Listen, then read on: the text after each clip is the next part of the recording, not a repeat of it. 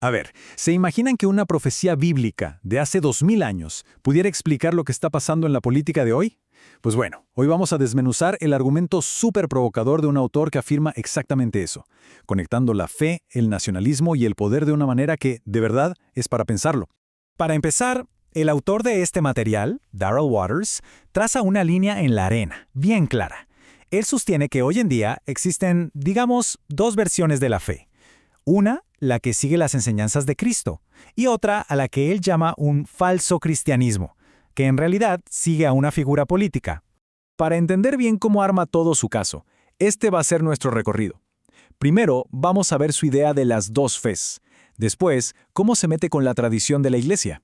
Luego, el plato fuerte, cómo conecta la profecía con la política. Y cerramos con su advertencia final, que es bastante contundente. Bueno, arranquemos con la base de todo su argumento, lo que él llama un cuento de dos fes. Y aquí lo vemos clarísimo. Por un lado, él describe un cristianismo genuino, ¿no? Enfocado en las enseñanzas de Cristo, como amar al prójimo. Por otro lado, pone lo que él define como falso cristianismo o nacionalismo cristiano, una ideología, sedienta de poder, que en su opinión simbólicamente elige a Barrabás en lugar de a Cristo. Ahora, ¿cómo construye este argumento? Pasemos a la segunda parte, porque esto no es solo una opinión política, ¿eh? Él intenta basarlo todo en una crítica a la tradición de la Iglesia, y para eso usa un método de interpretación bíblica muy particular. Lo que hace el autor es básicamente volver a las raíces. Usa una lectura súper literal de las Escrituras para poner en duda doctrinas que llevan siglos ahí, ¿saben? Es como si estuviera cuestionando la autoridad misma de las instituciones religiosas desde sus cimientos. Y una de las pruebas que él presenta como clave es esta frase en latín, Vicarius Filii Dei.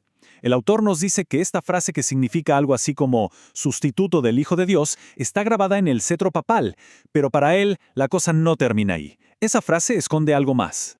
Y aquí es donde la cosa se pone intensa. El autor sostiene que si tomamos las letras de Vicarius Filii Dei, que también son números romanos, y sumamos sus valores, el resultado es...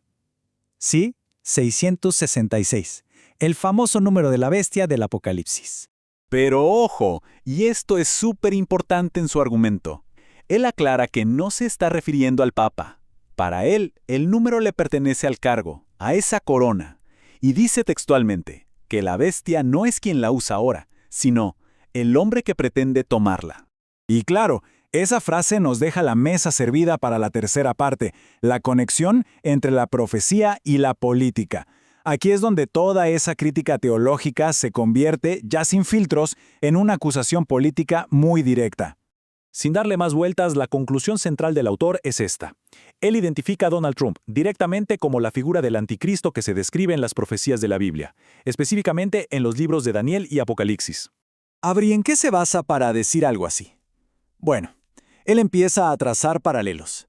Dice que la bestia que surge del mar podría ser América, una nación que el mundo antiguo no conocía. La boca que habla grandeza sería la retórica política que escuchamos. El poder que recibe del dragón, él lo conecta con Putin. Y finalmente habla de una herida mortal que, de alguna manera, sana. Para el autor, esta profecía de la herida mortal se ve reflejada en esta secuencia de hechos, la derrota electoral del 2020 y el segundo impeachment. Para él, eso fue la sentencia de muerte política. Pero, ¿cómo sanó la herida? Según su interpretación, fue con esa visita de Kevin McCarthy a Mar-a-Lago, un acto que, contra todo pronóstico, revivió su carrera política. El autor sigue sumando piezas a su rompecabezas. Cita esta profecía de Daniel, que habla de un rey que se exaltará a sí mismo por encima de todo Dios, y usa este texto como un filtro para analizar ciertas declaraciones públicas. Y aquí está la evidencia que él presenta. Conecta a la profecía con frases literales, como esa de que nadie ha hecho más por el cristianismo que yo, o cuando le preguntaron si pedía perdón y respondió algo como ¿por qué arrepentirme si no cometo errores? Para el autor, esto no es solo palabrería política, es el cumplimiento de una profecía. Y luego, el autor nos trae otra profecía que considera clave, esta del Apocalipsis. A la bestia se le da el poder para hacerle la guerra a los santos y vencerlos. Pero su interpretación de esta guerra es muy particular. No está hablando de persecución física, de mártires, no, se refiere a una conquista de ideas, una conquista ideológica. Lo que él sostiene es que la iglesia evangélica fue, en sus palabras, capturada y que ahora marcha bajo una bandera política. O sea, para él, la conquista no es algo que va a pasar, es algo que ya pasó. Y bueno, con todo este panorama, llegamos a la parte final del argumento, a su última advertencia. Tomando como base todo su análisis, el autor cierra con esta advertencia sacada directamente del libro de Apocalipsis. Es, básicamente, un llamado a la gente que lo lee para que se aleje de lo que él considera una institución ya corrompida.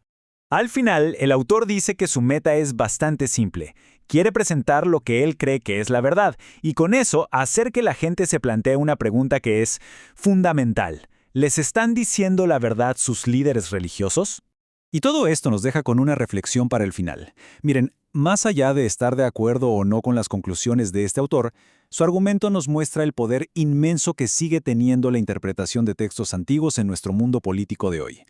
Nos deja pensando en cómo la fe se puede convertir en una herramienta y cómo las profecías de hace siglos pueden ser las armas ideológicas de la actualidad.